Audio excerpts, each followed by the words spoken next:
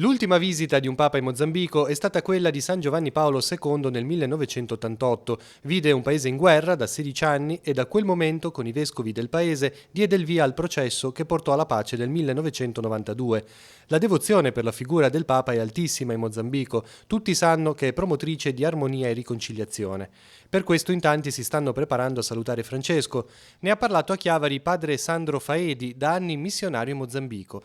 Di recente c'è stata guerriglia, ha spiegato, ma oggi la situazione è rientrata. Essendo che il Presidente della Repubblica ha visitato il Papa lo scorso anno e al Presidente il Papa ha detto verrò in Mozambico solo se trovo il paese pacificato, e il Presidente ha fatto il possibile perché qualche giorno fa, il 29 di luglio, fosse firmata la resa delle armi da parte dei guerriglieri e l'inserimento di questi guerriglieri nell'esercito regolare. Padre Sandro Faedi è un missionario della Consolata. Ha trascorso un periodo di sosta nella struttura dei padri a Cavi di Lavagna. Negli ultimi 2 anni e mezzo il religioso è stato amministratore apostolico della diocesi di Tete, nel nord del Mozambico.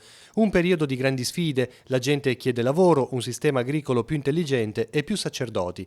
Grazie ad un contributo della CEI, padre Faedi aprirà una radio che, questo è l'auspicio, possa debuttare già in questi giorni per raccontare alla gente della diocesi di Tete la visita del Papa a Maputo. Abbiamo aiuto adesso per mettere su la radio diocesana Moadia, che vuol dire canoa, perché siamo noi sul fiume Zambesi, il grande fiume del Mozambico, e canoa vuol dire la comunicazione, vuol dire il messaggio, vuol dire il trasporto di persone.